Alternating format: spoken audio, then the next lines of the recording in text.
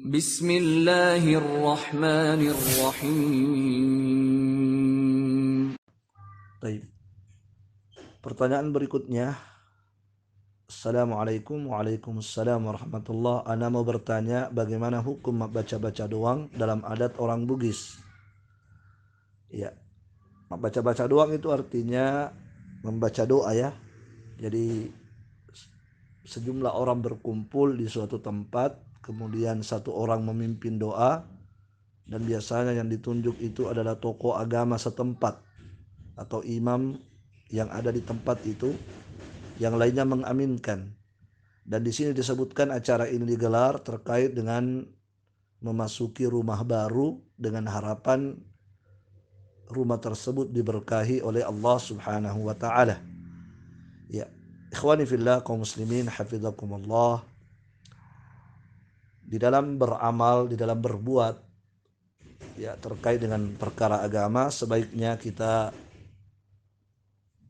mencari dalil terlebih dahulu sebelum kita berbuat. Kalau kita mendapatkan dalil, kita lakukan. Kalau tidak, jangan kita lakukan. Barakallahu fikum. Dan masalah ini biasa terjadi di masa Rasulullah dan di masa para sahabat. Mereka memasuki rumah baru, tapi kita belum pernah mendapatkan ada keterangan bahwa mereka melakukan acara seperti ini.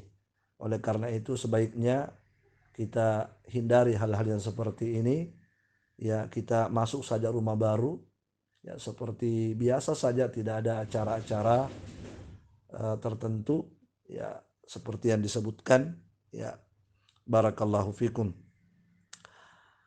Ya, kemudian kalau seandainya harapannya, tujuannya supaya rumah itu diberkahi oleh Allah Subhanahu wa taala, maka ada cara-cara yang dituntunkan oleh Rasulullah sallallahu alaihi wasallam ya.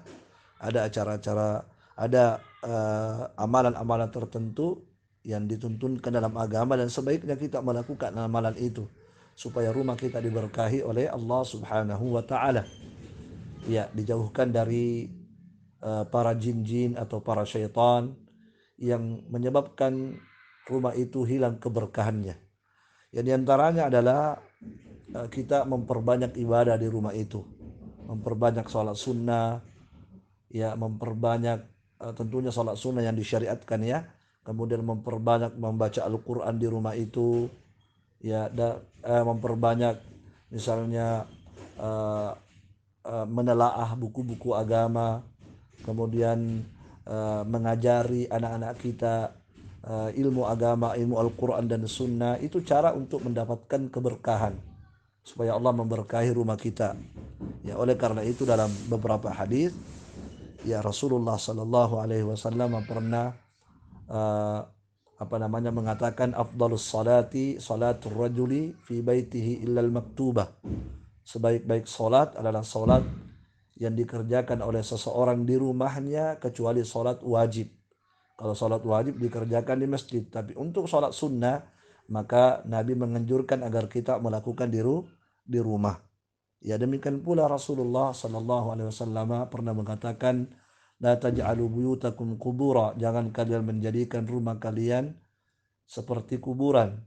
Ya, bagaimana caranya supaya rumah tidak seperti kuburan? Kata Nabi, Iqra'u surat Al-Baqarah, bacakanlah Al-Quran di dalam rumah kalian, itu surah Al-Baqarah. Fa inna syaitana yafirru minal bait allati tuqra'u fihi suratul Baqarah, karena sesungguhnya syaitan akan lari dari rumah kalau dibacakan di dalamnya surah Al-Baqarah.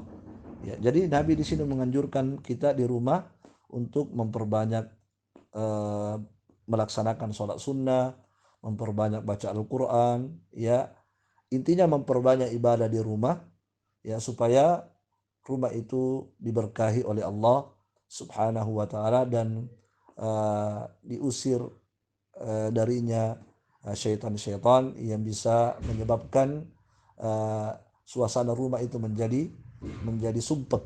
Barakallahu fikum.